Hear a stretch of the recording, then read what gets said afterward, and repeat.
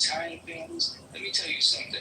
Everybody's in the house. It's big enough. They got their own space. They go out, they work, they stack their money, and then when they get with the person they're going to be with, now they're living in their home with an education. They're living with money in the bank, and they're going to get money when they get married because everybody got money around them. And so they're starting off their lives with good credit, $200,000 work experience, and so they're more likely to have a productive life.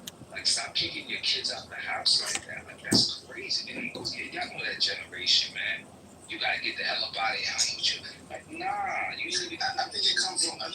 It was a certain generation and some black families where they came from like these large families, Robert. And I think once they got out of that, when we got individualized and single, that's when that mentality kind of started. But I think we're starting to revert back to shacking up was a big thing in the black community. You know, I remember my grandparents, right? My aunts, it was like 7 of them. They was all living in the same house. My grandparent had a huge house, and everybody was living in the same house. You know, stacking money. They're making money. Stack up your chips, man. Like my daughter, rest in peace. I never, ever told my daughter no shit. Like, I ain't never told my daughter you got to get up out of here. I never told her no shit like that. I'm glad she. But that's the thing, Robert. Some people say we already shacked up. We don't need to go back. You know what I mean? Upward mobility. Some people hold it. So I don't think you should shack up with somebody if you really don't like them. Like I personally would never live with a woman again in my life. I've been married, but I mean, I'm talking about like shack. Man, family shack ups. My family shack ups. Yeah, man, y'all better come together because man, you could get a home, right? Maybe you get 4 bedrooms or 5 bedrooms. And man, and y'all live, man. Y'all enjoy it. Stack your fucking money. We sending each other out here in the deficit. We sending our kids out here in the deficit. Yeah, they should work. Yeah, they should go away for college. They should do all the things, but they should not feel that sense of insecurity. Should they come into some financial trouble? Like, I'm going home. I'm a grown ass man. I made a bit of money in my life. There are times where I went back home merely to just be in the presence of my mother, just kind of regroup and recalibrate. So, Robert and Omar, I have a comment about what you were saying to Omar's point about the families. So, a lot of times for black families, the living together, because I think like we black people have just historically been multi-generational families. Families have always lived together. Just in the mid 20th century, the end of the 20th century, you got that thing where people would move out. And it's as Omar was talking about, like the families got smaller because in the early part of the 20th century, black families were bigger. Like parents had 8, 9 kids.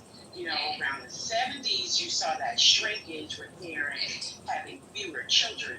And so getting the kid out of the house was also an economic thing because once you had secured that kid, they send him to college or whatever, then that kid goes out, makes a life, and then that kid can contribute to the rearing of the other kids who are in the home.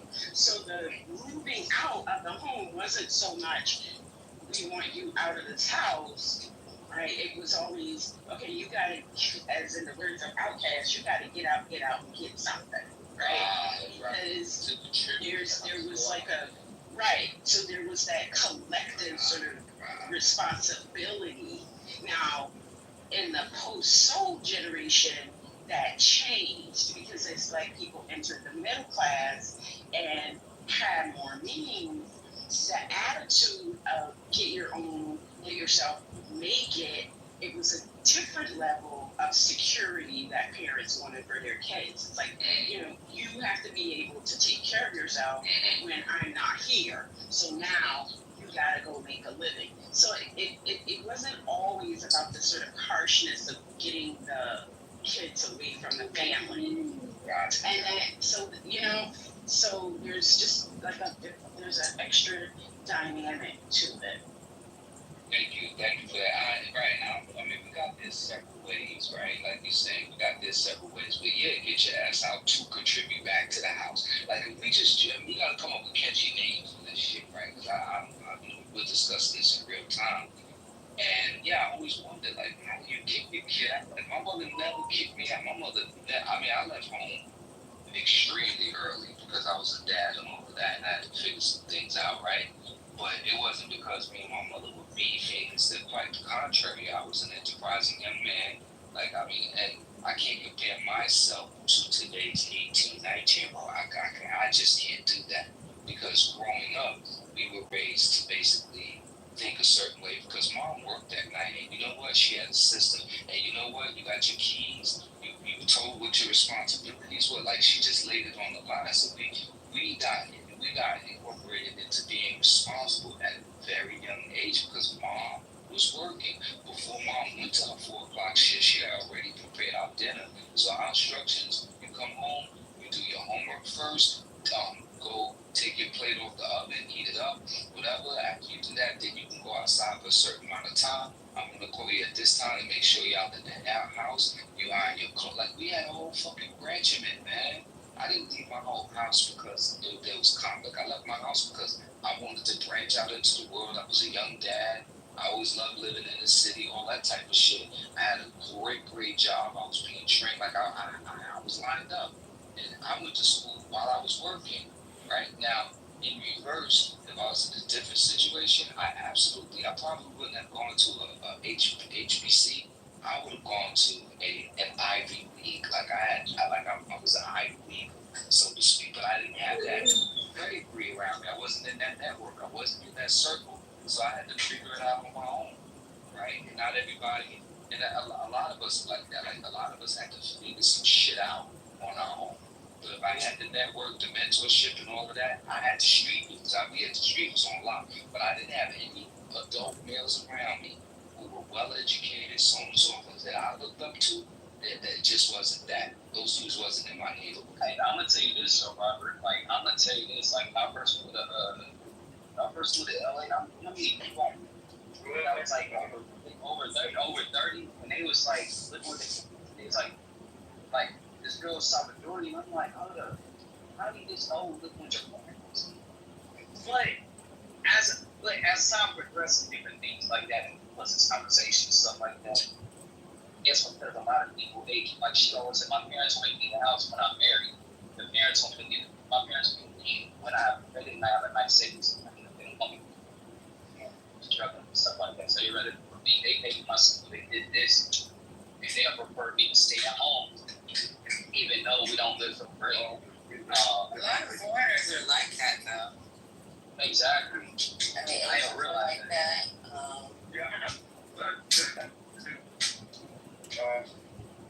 Sorry, in the matrix. Yeah, Patty. Our basically our system is a family system that always was forgotten. It always was. And we return to the value system, and we become more connected with individual families. And it as a melanated. You in the matrix. Ambassador, you might need to go out and come back. Go ahead and see what you're about to say. Ambassador, okay. Let me see if I can mute him. Let me see. I'm gonna try to mute him. I can't mute. Oh, no, I can't. Yeah, he gotta go out and come back. But yeah, Patty, I was gonna say that like a lot of this stuff about people living at home, their parents, like a lot of that stuff is cultural. Because when you go to these countries, it's like, so I know a lot about the Italians and like the French, right? So a lot of times you go to these countries and they have the kids like living at home. The kid will be like and men and women. They'll be, you know, you're kind of children. What's going on? That's me. That's not me. Okay, I just knew. So they'll live at home, and a lot of times it has to do with expenses. So they live at home so that they can build up their finances, support the family, you know. So it's right. So it's not So there's a lot of cultural things. There are ideas about family that are feeding, and yeah, Robert, you got something in your background. No, That are I'm feeding, good. they're um, feeding into this thing of when we see them living at home. It's not like they have some better like financial ethic or something. It's just a cultural thing, and the results of that may prove to be advantageous. But You know, it's crazy too, Dr. Hayes. You don't even let you stay at home with your wife, safe to say. yeah, Yeah. And this is, it's Americans that be on this, get the hell about my house at 18. Yeah, I think also in some of these other countries, age is not I guess highlighted as much as in America, right? Because we're a very ageist society, right? You know, you have a foreign student, he's a freshman at 31 years old, and he's walking around like he's an 18-year-old, you know, and I think that's part of it too. And when it comes to black families, I think a lot of it is class too, right? I think the more black folks earn, some of their children tend to stay a little longer in the household. You know, 26, 27 years old. You know, the daughter staying at 30 and stuff like that. And I think it's a class thing too in there when it comes to black family. Yeah, I got a buddy who lives in Stag Harbor, New York, right? My boy. Shout out to my boy. oh, I love Stag. We used to go there when I was a kid.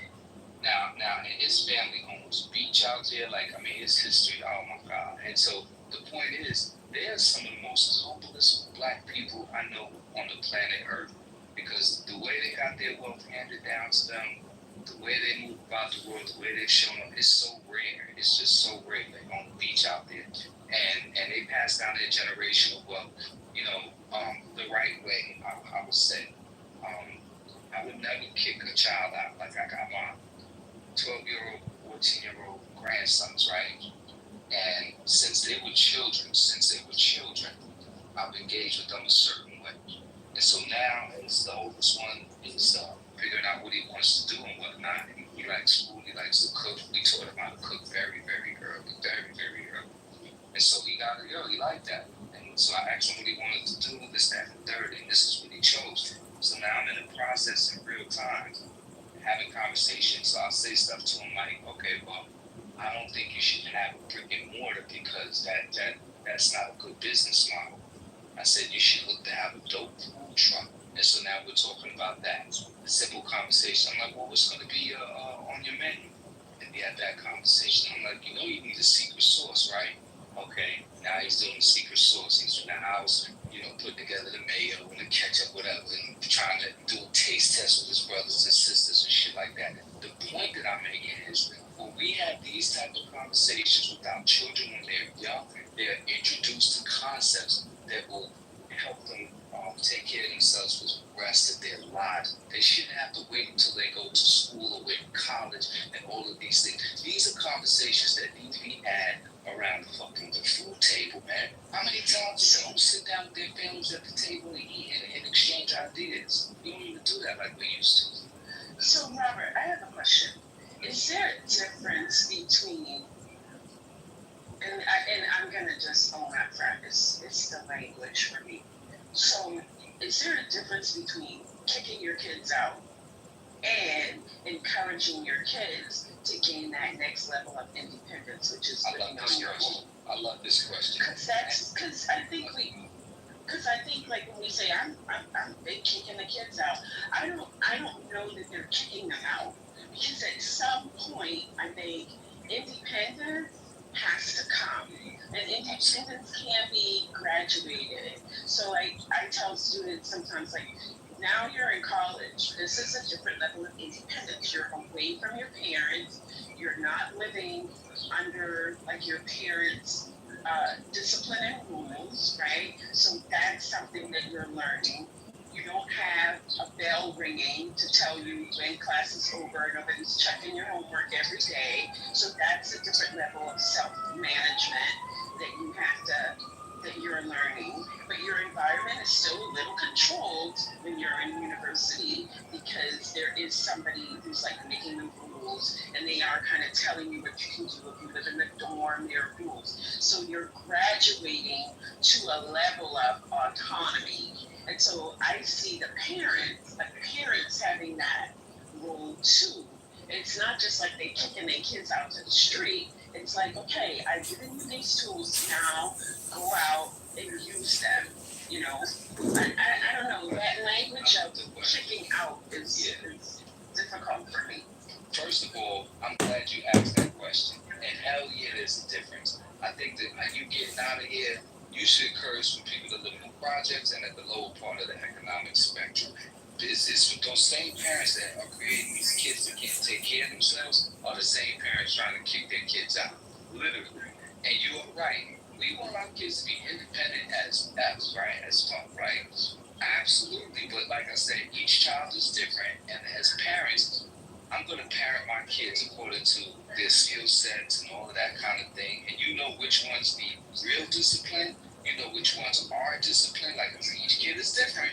You are absolutely right. We should definitely push them to be independent, self-sufficient, absolutely. But we should give them the tools to do so. Yeah, they get absolutely. And so it's the way it's done. So to your point, yeah, our kids should not be like thinking they're just going to live life and not be responsible at all. And I'm a disciplinarian.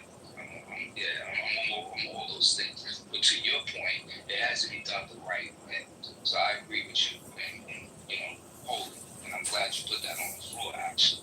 So I just was a little harsh when I said kick people out because, do y'all know how many times I've gotten the phone from people that's in my program? I've gotten calls from them. Hey, I'm playing my mother and I got into it. She just kicked me out the house. I don't know what to do. Do you know a lot? It happens a lot for these kids like 17 years old, 16 years old. These kids are like getting kicked out of the house and beefing with their parents and all that, and they have nowhere to go. So yeah. So that's what I was alluding to. So I had to be a little harsh. Yeah, but I don't think most black families are like that, though, brother. You know what I mean? We're coming out of that era now. It was 10 years like a lot of parents like that. They were getting out of that. Probably not today because a lot of people went through that. They don't want their kids going through that. But shit, like I said, it's like are these calculated equations on your PTR?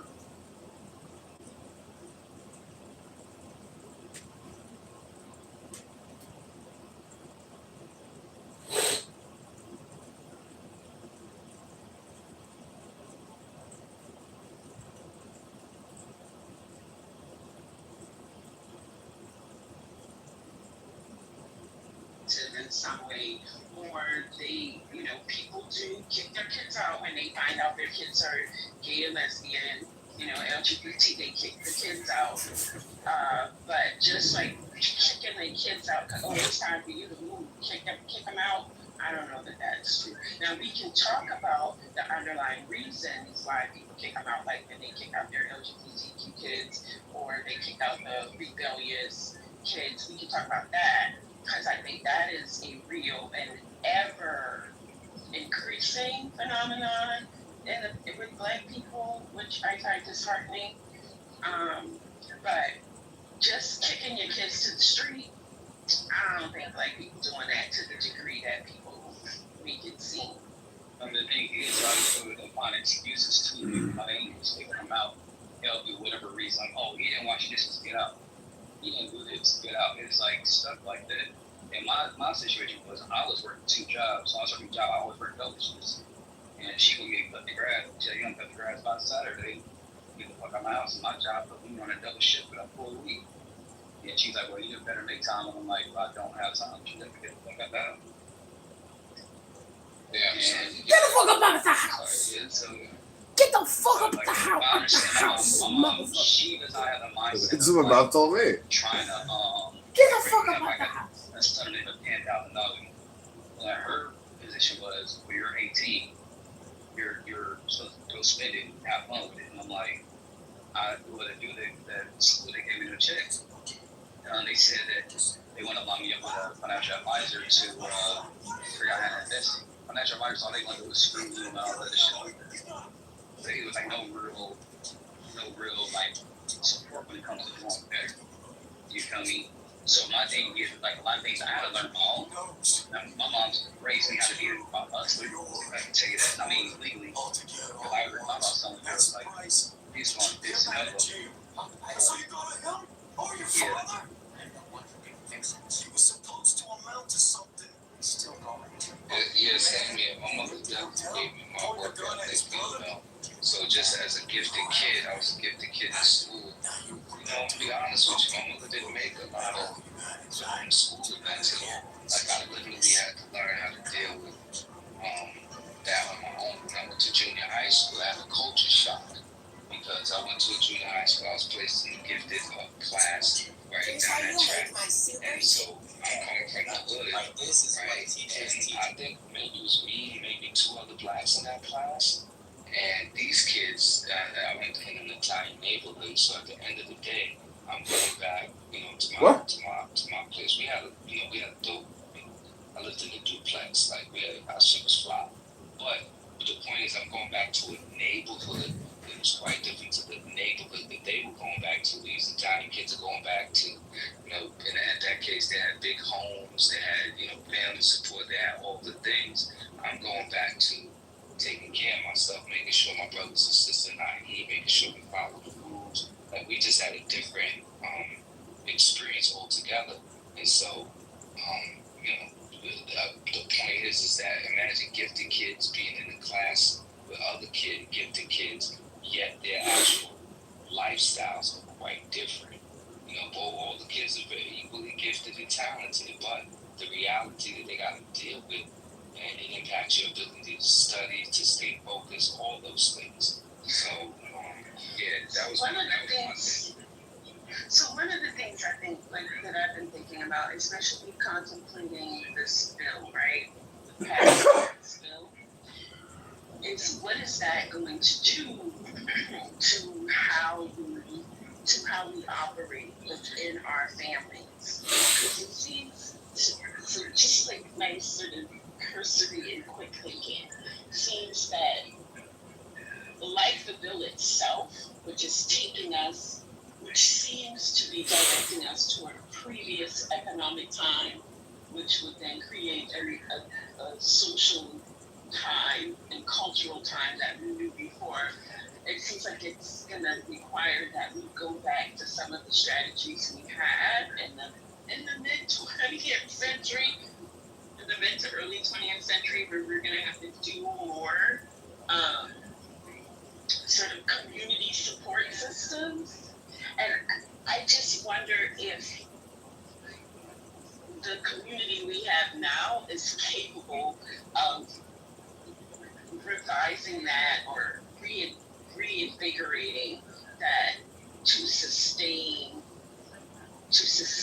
us through what are bound to be very devastating economic. Let me just finish. Very devastating economic times, right? Like during the period of like the Great Depression, during the period of the 1950s, Black people had very strong community networks and community systems where we supported each other and we did our best to make sure that we kept everybody sort of stable, right? And I don't know, I mean, I just wonder if we're able to recreate those institutions to the degree that we need them with the economic pressures that's living under this new tax plan is going to create. I don't know. I'm really concerned about that. Jeff, I think it's still there, but it doesn't look like the past, though, right? I'm gonna just give you a small little anecdotal example, right? You know, back in the day, you know, you used to knock on the door and say, you know, Miss Sally, you know, can I get some sugar? You know, times was hard, you maybe had no sugar in the house, right? Now, like I said, it's a class thing, not all black folks, right? But I think today it may appear as, look, can I get a $40 cash app? a $45 cash app from the network of friends, right? Where money is circulating. You know, I see my little sister, she's like 35, her friends, right? And how they network. I'm like, yo, they're really community. Even though it's in their way, like it's kind of a younger way, it's not as That's interesting. as it used to be. Let's use that on a smaller level. I mean, we could macro the situation, but I think these younger folks do have like networks that they go to. Like I hear them when they support these certain businesses, or so and so has a hookup and stuff like that. So I think we're gonna be all right, Dr. AJ. That's what I'm saying. I'm trying to be more positive. Oh no, that's interesting, Omar, because that's something that I thought that I noticed, like especially when I was on Twitter, where people would post things and they would say, you know, I need money to. I got a person who's going through a situation. Can we crowd fund? I think they call it, and they would ask people for money, and then people would give money, and then those were people who were also like in need of things, but they were willing to give like a $10 or $20. Okay, thanks for bringing that back to my mind. I had forgotten about that because I was thinking more large scale. So I had a person recently doing the susu, right? Remember the susu back in the days? Like people, Yeah. And this person, let me tell you what happened with this person. This person, you know, had like, so this person was running the susu. He was having a cash deposited into their freaking checking account, and they got flagged for that activity. And I'm laughing because I'm like, why don't you do the susu? Like susus were in cash, but these, you know, this person, she didn't know like that. You know, anything over $9,999, it creates a flag, and she didn't know this. And like for us, we like, how could you not know that? But yeah. So the point is that susu was a way of people pulling their money together and then paying it out accordingly, so that get your payout. That was your big thing. And it also gave people discipline because they knew, you got $100 in the susu, and you didn't want to be that person that put up your money at the end of the week or whatever. You were supposed to pick it up and put it up. But this person was doing all that cash, all that activity on the books. They got great. I mean, I also think like back to kind of Omar's point, like you gotta have, and then you like with the susu too, you have to have like that level of trusting people, right? That I don't. Yeah, you're frustrated. It's okay. Like we frustrated. No, I'm not frustrated. I'm not frustrated. I'm just trying to.